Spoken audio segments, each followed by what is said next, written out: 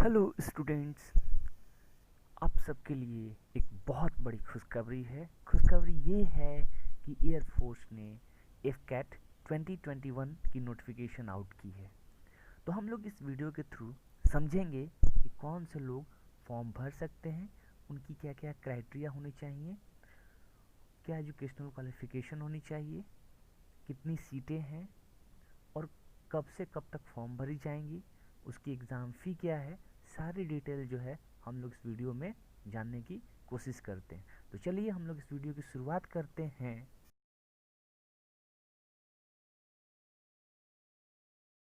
AFCAT 2021 notification.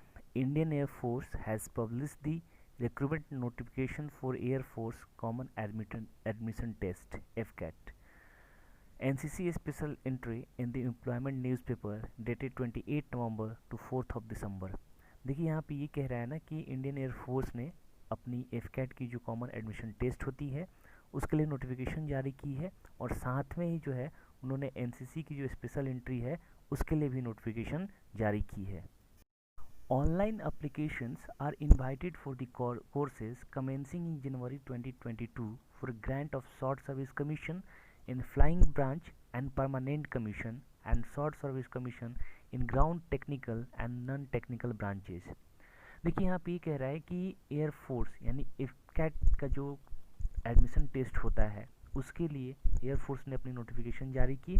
उसमें 1 दिसंबर 2020 से 30 दिसंबर 2020 तक फॉर्म भरे जाएंगे, और एयरफोर्स की जो ऑफिशियल वेबसाइट है www.careerindianairforce.cdac.in और www.fcat.cdac.in पर ये सारी डिटेल अवेलेबल है और वहाँ पे फॉर्म भरी जाएंगी।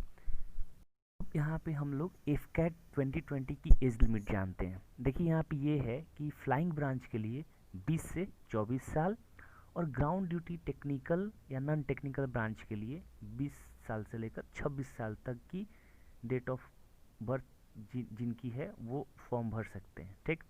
और देखिए जो मार्शियल स्टेटस यानी वो मैरिड या अनमैरिड होने चाहिए, तो जो कैंडिडेट 25 साल के नीचे हैं वो अनमैरिड होने चाहिए। अभी हम लोग जानते हैं कि एफकैट में टोटल नंबर ऑफ सीट्स कितनी है इस बार। तो एफकैट फ्लाइंग ब्रांच में एसएससी के लिए 69, ठीक। ग्राउंड ड्यूटी में अगर जो एरोनॉटिकल इंजीनियर्स के लिए हैं परमानेंट कमीशन के लिए 27, एसएससी के लिए 40 और पीसी के लिए 12, एसएससी के लिए 17। और ग्राउंड ड्यूटी जो नॉन टेक्निकल है तो एडमिनिस्ट्रेशन के लिए PC permanent commission 12, short service commission के लिए 19, अकाउंट्स के लिए 6, एसएससी के लिए 10, लॉजिस्टिक ब्रांच के लिए 9, एसएससी के लिए 14। तो देखिए ये सारी सीट जो हैं वो इस बार एफकैट की जो एग्ज़ाम होंगी उनके लिए है, ठीक।